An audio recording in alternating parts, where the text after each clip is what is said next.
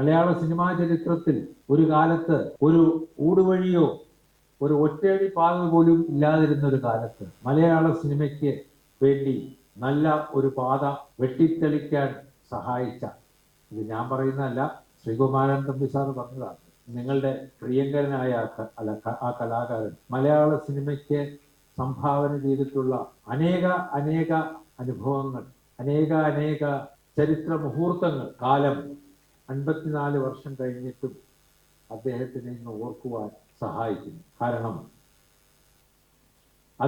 അന്നത്തെ കാലത്ത് ഒരു വെറും ആരിഫ്ലക്സ് ക്യാമറ ഇടതുവശത്തും വലതുവശത്തും വെച്ച് ആംഗിൾ മാറ്റി ഷൂട്ട് ചെയ്തിരുന്നൊരു കാലമാണ്. ഇന്നത്തെ പോലെ കമ്പ്യൂട്ടറൈസ്ഡ് ക്യാമറയോ ഡിജിറ്റൽ ക്യാമറയോ ഒന്നും ഇല്ലായിരുന്നൊരു കാലം.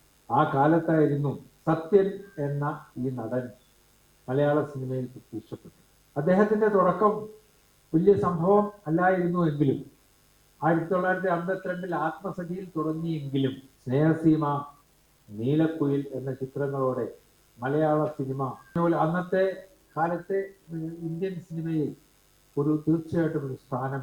ആദ്യത്തെ മലയാള സിനിമയ്ക്കുള്ള ദേശീയ പുരസ്കാരം, പ്രസിഡന്റിന്റെ സിൽവർ മെഡൽ കിട്ടിയ ആ നീലക്കുയിൽ എന്ന സിനിമയോടെയാണ് ആ താരത്തിന്റെ താരോദയം തുടങ്ങി. വീണ്ടും സ്നേഹസീമ, പിന്നെ അവിടെ നിന്ന് ഇങ്ങോട്ട് ചിത്രങ്ങൾ. വർഷങ്ങൾ കഴിഞ്ഞെങ്കിലും അദ്ദേഹം വളരെ സ്റ്റഡിയായിട്ട് അന്നത്തെ സാഹചര്യത്തിൽ തൊടുപുഴയിൽ ഒരു സിനിമാ ഷൂട്ടിങ്ങിന് പോയിട്ട് പാതിരാത്രി ടാക്സിയിൽ അവിടെ എത്തുകയാണ്. അവർ പറഞ്ഞിരുന്ന ഹോട്ടലിന് അതേ എത്തി, ഒരു ബില്ലിട്ട് അടച്ചിരിക്കുന്നു. തട്ടിമുട്ടി ആരും എണീക്കുന്നില്ല. പപ്പ പോക്കറ്റിൽ നിന്ന് പൈസ എടുത്ത് ടാക്സിക്കാരനെ അയക്കുന്നു.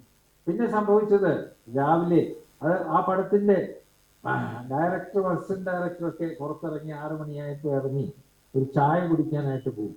അപ്പോഴും ശ്രദ്ധിച്ചില്ല. ഒരു പടിയിറങ്ങി, ഒരു 8-10 പടിയുണ്ട്, ആ പടികളിറങ്ങി പുറത്തേക്ക് പോയി. ചായ കുടിച്ചിട്ട് തിരിച്ചു വരുമ്പോൾ ഒരു സൂട്ട് കേസ് അവിടെ ഇങ്ങനെ ഉണ്ടിയിരിക്കുന്നു മോളിൽ. അതിനിപ്പുറത്ത് ഒരാൾ കിടക്കുന്നു ആ പടിയിൽ. തല അങ്ങോട്ട് ചരിച്ചു വെച്ചിട്ടാണ്. ആരാന്ന് മനസ്സിലായില്ല. പക്ഷേ ഇവരുടെ മനസ്സിൽ പെട്ടെന്ന് ഒരു വെപ്രാളം തോന്നി, ആരായിരിക്കും. അടുത്തു ചെന്നു, ദൂരെ മാറി നിന്ന് നോക്കി. ആർക്കും വിളിക്കാൻ ഉള്ള ധൈര്യമില്ല. മലയാള സിനിമയുടെ നായകൻ, അന്നത്തെ നായകൻ, സൂപ്പർ സ്റ്റാർ അല്ല, മെഗാസ്റ്റാർ അല്ല, ഒന്നും അല്ലാത്ത, പക്ഷേ ഒരു സിംഹം അവിടെ കിടന്നുറങ്ങുക. വളരെയേറെ പേടിച്ചിട്ടാണ് അവർ മാറി നിന്ന്, സാർ ക്ഷമിക്കണം എന്നൊക്കെ പറഞ്ഞ്. അപ്പൊ പെട്ടെന്ന് തിരിഞ്ഞു നോക്കിയപ്പോൾ നേരം വെളുത്തു. എണീറ്റു. ഞാനടി 1/2 മണിക്കൂർ ഞാൻ ശരിയിൽ കുളിച്ചാൽ മതി, നിങ്ങൾ ഷൂട്ടിങ്ങിനൊക്കെ സെറ്റ് എന്ന് പറഞ്ഞു പോയ ഒരു നടൻ മലയാള സിനിമയിൽ ഒരു കാലത്തുണ്ടായിരുന്നു എന്ന് അറിയണം, ജനം അറിയണം. ഇന്നത്തെ പോലെ കാരവാൻ സൗകര്യങ്ങളോ മറ്റൊന്നും ഇല്ലായിരുന്ന ഒരു കാലം. അന്നും മലയാള സിനിമയ്ക്ക് വേണ്ടിയിട്ട് വളരെയേറെ ആത്മാർത്ഥമായി ആ പ്രൊഡ്യൂസറുടെ സമയമോ സാമ്പത്തിക സ്ഥിതിയോ നഷ്ടപ്പെടുത്താതെ പ്രവർത്തിച്ചിരുന്ന ഒരുപാട് നടന്മാരുണ്ടായിരുന്നു. നമ്മളൊക്കെ ഇന്ന് മലയാള സിനിമ എത്തി നിൽക്കുന്ന ആ സ്ഥലത്ത് നിന്ന് ഒന്ന് തിരിഞ്ഞു നോക്കണം. പലപ്പോഴും പലയിടത്തും ഇന്ന് മലയാള സിനിമയുടെ ഏറ്റവും പുതിയ നേട്ടങ്ങളെ കുറിച്ച് പ്രതിപാദിക്കുമ്പോൾ അവിടെ സത്യനെയും പ്രേം നസീറിനെയും ഒക്കെ വിട്ടുപോകുന്നുണ്ടല്ലോ. കുറ്റം പറയുകയല്ല. വർഷങ്ങൾ കഴിഞ്ഞു പോകുമ്പോൾ യുഗാന്തരങ്ങളിൽ മറന്നു പോകാൻ മറവിയാണ് മനുഷ്യന് കൊടുത്തിട്ടുള്ള, ദൈവം കൊടുത്തിട്ടുള്ള ഏറ്റവും വലിയ അനുഗ്രഹം.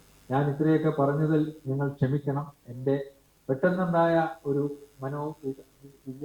വികാരത്തിലാണ് ഞാൻ ഇത്രയധികം പറഞ്ഞു കൊടുത്തത്.